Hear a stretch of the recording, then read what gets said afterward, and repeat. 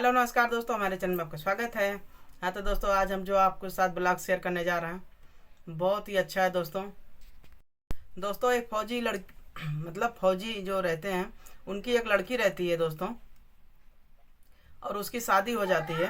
और शादी के दौरान दोस्तों उसके साथ ऐसा कौन सी घटना घटित होती है कि एक शादी होती है, फिर उसके बाद मैके आ जाती है, दूसरी होती है, फिर उसके बाद मैके आ जाती है, तीसरी शादी तक दोस्तों सोचिए वो बार बार उसका मैका चली आती है और सब पति को छोड़ देती है। पहले को छोड़ती है, फिर दूसरे को छोड़ती है, फिर तीसरे को छोड़ती है।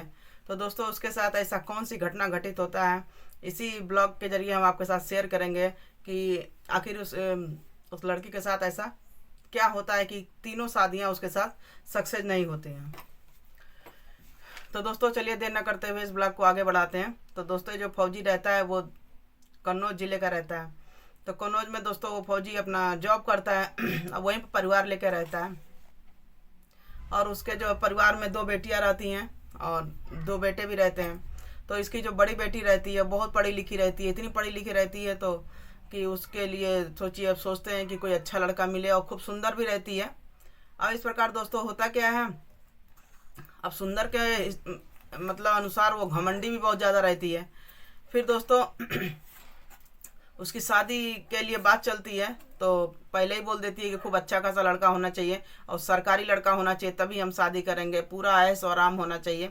अब ऐसी बात सुनने के बाद कोई भी माँ बाप रहते हैं वो हैरान हो जाते हैं, लेकिन कहीं ना कहीं उनको भी टेंशन रहता है कि भाई लड़की ऐसा कह रही है तो जाहिर सी बात है भैया खोजना ही पड़ेगा, नहीं तो घर बसाने से पहले ये उजाड़ न दे।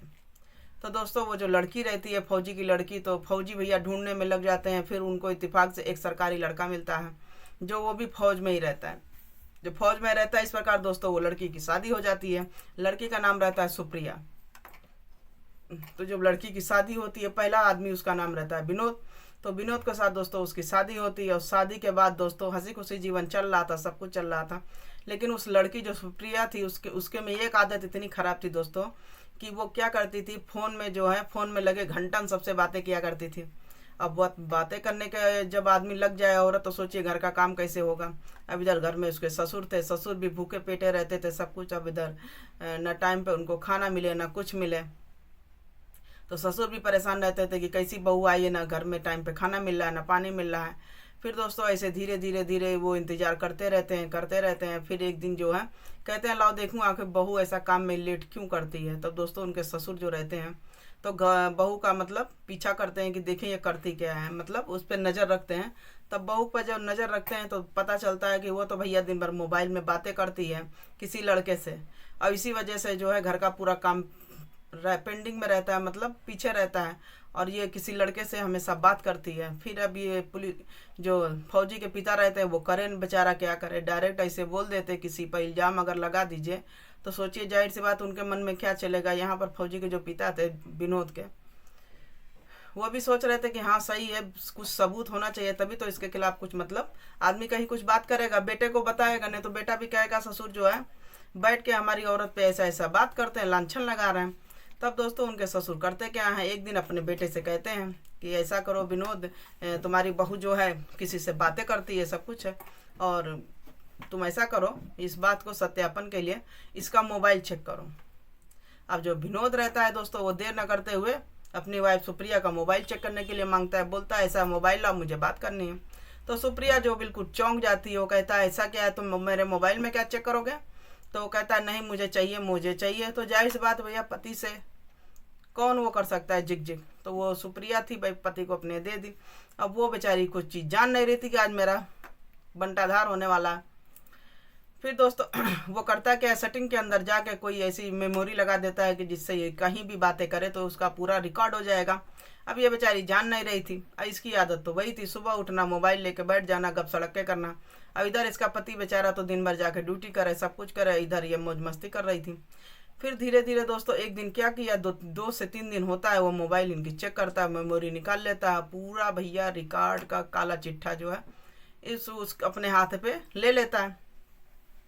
उसके बाद होता क्या है दोस्तों, ये जो है दूसरे दिन फिर उसका पति बोलता है आखिर तुम काम में इतना लेट क्यों करती हो, खाना क्यों नहीं टाइम पे बनाती हो, टाइम पे मुझे खाना क्यों नहीं देती हो। जाहिर सी बात है कहीं झिझक होगा, अगर औरत भैया लेके आओ घर में खाना वाना ना बने तो किसको आदमी डांटेगा, औरत को ही तो डांटेगा। उसी सुख के लिए तो आदमी लाता है कि यहाँ पर बैठ के मोबाइल में बातें करने के लिए। फिर दोस्तों जो फौजी विनोद रहता है औरत से कहता है ऐसा है तुम किसी लड़के से बातें करती हो अच्छी बात नहीं है, तुम बात करना बंद कर दो। अब इस पर जो उसके सुप्रिया रहती है वो बिल्कुल चिल्ला उठती है कि तुम मुझ पर शक कर रहे हो, हैं कोई अपनी पति पे शक करता है पत्नी पर। तो वो कहता है नहीं मैं शक नहीं कर रहा हूँ, तुम्हें समझा रहा हूँ, तुम समझ जाओ। अब वो भैया कह रही है मैं तो फौजी की बेटी हूँ, तुम मुझ पर लड़ नहीं सकते हो, मुझे हुक्म नहीं जमा सकते हो, एक फ़ोन पे तो तुम्हारी नौकरी चली जाएगी, ये हो। मतलब वो फौजी पिता का रुतबा झाड़ती थी बहुत ज़्यादा। तब दोस्तों होता क्या तब उनके पति बोलते हैं कि ऐसा है मेरे पास सबूत है, अगर मैं सबूत दिखाया ना तो तुम कहीं की नहीं रह जाओगे, सीधे अपने मायके में दिखोगी। तो वो चिल्ला के बोलती है ऐसा है कौन सा सबूत है, हमें दिखाओ, हम भी देखना चाहते हैं आखिर तुम मेरे खिलाफ कौन सा सबूत रखे हो। वो तो हर चीज़ से बेचारी अनजान थी, वो तो जान नहीं रही थी कि ये तो घर में रहते नहीं है तो जानेंगे कहाँ से, और ससुर हैं तो वो तो कुछ जानते ही नहीं है। फिर ये बेचारे वो परेशान होकर जब अपना दिखाते हैं वो क्लिप जो उसके कहीं पर बातें करते हैं डब कर लेते हैं। अब ये सब सुनने के बाद सुप्रिया के पैरों तले ज़मीन खिसक जाती है कि लो अब मेरा बंटाधार हो गया। उसके बाद भी दोस्तों जो विनोद रहता है बहुत पेशेंट से काम लेता है, धीरे से काम लेता है। फिर वो करती क्या है मार पिटाई पे उतारू हो जाती है, चाकू ले लेती है, अपना नस काटने लगती है घबराहट में आनन फानन में कि मेरी तो सच्चाई पकड़ी गई, मेरी तो चोरी पकड़ी गई। अब दोस्तों वो करता क्या है इनके मायको वालों को बुलाता है कि ऐसा है आपकी लड़की जो है सुसाइड का केस कर रही है और कहीं मेरे पर लगा दी तब तो भैया हम फंस जाएंगे, ऐसा करिए अपनी बेटी को यहाँ से ले जाइए। अब इनके मायके वाले भी चिल्लाने लगे मतलब लड़की पर कि ऐसा तुम क्या कर रही हो, ऐसा नहीं करना चाहिए। अब दोस्तों उसका जो मायके वाले आते हैं उसको भी विनोद करता है, पूरी कैसेट दिखाता है कि देखिए आपकी लड़की दिन भर कैसे गंदी गंदी बातें करती है टाइम पर, और घर का ना कोई खाना बनाती है ना दाना बनाती है, ऐसे ही हम लोग को ऐसी बहू नहीं चाहिए। फिर दोस्तों वो फौजी करता क्या है, वो जाता है तुरंत जो है कोर्ट से तलाक की अर्जी करता है और इस प्रकार उनको तलाक दे देता है। अब तलाक के बाद दोस्तों वो लड़की फिर जाके मायके बैठ जाती है। अब जब मायके जाती है तो वहाँ भी उसके दो भाई रहते हैं। तो बड़े भाई की जब शादी हो जाती है तो वहाँ भी वही रुतबा झाड़ना रहता है कि भैया हम फौजी की बेटी हैं और तुम एक मामूली हो तो तुम मेरी सेवा करो। मतलब उस औरत लड़की को बिल्कुल अक्ल नहीं था कि मतलब पति के घर से हम ठुकराए गए हैं। लेकिन बहुत जगह दोस्तों सच्ची घटना पे आधारित है दोस्तों, कहने का मतलब बहुत ज़्यादा लड़कियों में ईगो आता है, घमंड होता है, इसी प्रकार लड़कियों का घर नहीं बसता है। इस प्रकार दोस्तों सुप्रिया जब वहाँ भी यही काम करती है, बहू के ऊपर हुक्म जमाना, टाइम पे खाना मांगना, ये करना वो करना, तो वहाँ भी सब परेशान हो जाते हैं। तो परेशान होने के बाद भाभी तो बोल ही देगी कि अपना घर बिगाड़ के आई है, अब आई है मेरा घर बिगाड़ने के लिए। इधर भाई भी परेशान, भाई बेचारे क्या करें, भाई तो कैसे कह देंगे, भाई तो भाई होता है, अपनी बहन को कैसे कह देंगे। तो उनके भाई भी कुछ बोलते नहीं थे, लेकिन भाभी बर्दाश्त करने वाली नहीं, भैया भाभी तो बस चढ़ बैठी थी कि तुम ऐसा है तुम अपने घर चली जाओ, और जाओगी भी कहाँ, तुम तो तलाक दे के आई हो। अब ये सब बात सुनने के बाद दोस्तों उस लड़की के पिता जो कहते हैं कि अब क्या किया जाए, इसकी चलो दूसरे जगह शादी करते हैं। फिर दोस्तों उसकी जब दूसरे जगह शादी होती है तब शादी करना इतना आसान तो था नहीं, गुड्डा गुड़िया का खेल कर पहला शादी हो चुकी थी, इनके पे तो दाग का धब्बा लग चुका था कि दूसरी औरत का। लेकिन इसके फिर भी दिमाग नहीं आ रहा था, ये तो सोच रही थी बस मैं सुंदर हूँ, सुशील हूँ, और मैं पहली बात तो फौजी की बेटी हूँ, और फौजी की बेटी हूँ तो इसको इतना घमंड था जिसका जवाब नहीं। अब वहाँ जाने के बाद जब दूसरी शादी जब हो रही थी तो उसके लिए इतना आसान नहीं था, कहीं किसको कोई पास नहीं कर रहा था। जब सेकंड लड़की हो जाती है तो सेकंड नाम से तो उसको सेकेंडरी लड़का ना आदमी खोजेगा, तो उसको फिर दूसरा लड़का खोजता है। तो उसके दो बच्चे रहते हैं, उसकी वाइफ जो ख़त्म हो जाती है 2 साल पहले, तब वो किसी प्रकार दोस्तों इनसे शादी करता है। सब कुछ अच्छा चल रहा था, लेकिन कहा जाता है किसी की जो नेचर होता है आदमी वो नहीं बदल पाता। यहाँ सुप्रिया थी, वो भी नेचर से बिल्कुल अलग थी, बस उसको राज चाहिए, बैठ के रोटी चाहिए, फ़ोन पे बात करने का चाहिए। इस प्रकार दोस्तों लड़कियों का कहीं भी घर नहीं बसता है। तो इसी प्रकार सुप्रिया में जो गंदी आदत थी वहाँ पर भी दोस्तों तब दोस्तों होता क्या है, उनकी दूसरी शादी होती है। दूसरी शादी जब सुप्रिया की होती है तो वहाँ पर भी जाना, वही रुआब झाड़ना सब कुछ था। तो वहाँ भी भैया सास तो बर्दाश्त करने वाली नहीं थी, और इधर जो विनोद था वो भी बर्दाश्त करने वाला नहीं था, क्योंकि भैया उसके बच्चे थे छोटे छोटे, और जब बच्चे रहते हैं तो जाहिर सी बात है उनको खाना चाहिए, टिफ़िन चाहिए, हर चीज़ चाहिए। तो जब ये पहले घर में नहीं बसर कर पाई तो दूसरे घर में कहाँ से बसर करती।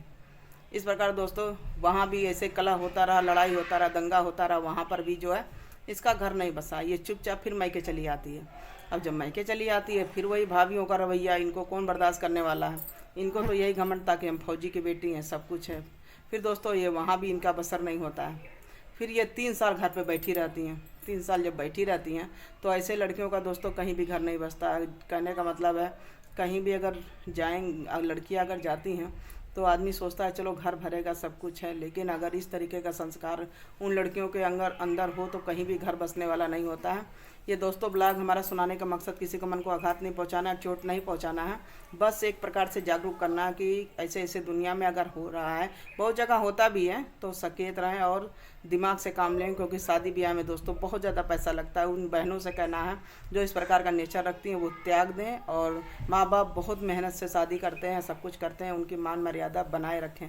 इस प्रकार दोस्तों करने से सोचिए मान मर्यादा तो कैसे चली जाती है, इज्जत भी घान होता है। जिस प्रकार यहाँ सुप्रिया के परिवार वालों को इज्जत बिल्कुल तार तार होकर दी थी ये लड़की। इस प्रकार दोस्तों उसको फिर भी दिमाग नहीं आ रहा था। और इस प्रकार दोस्तों जो लड़कियाँ होती हैं वो घर पे ही बैठी रहती हैं, ना घर की रहती हैं ना घाट की रहती हैं। क्योंकि माँ बाप कितने दिन के साथ ही रहते हैं। तो जब तक उनको अपने से दिमाग नहीं आता है दोस्तों, तो वो सोचिए थाली का कहते हैं ना बैगन होता है, ना इधर का ना उधर का, सेम उसी प्रकार का होता है। और तो दोस्तों ये छोटा सा व्लॉग आप लोगों के साथ शेयर किए।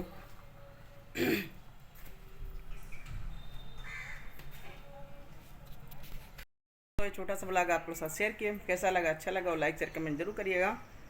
और मिलते हैं फिर अगले ब्लॉग में। Bye bye.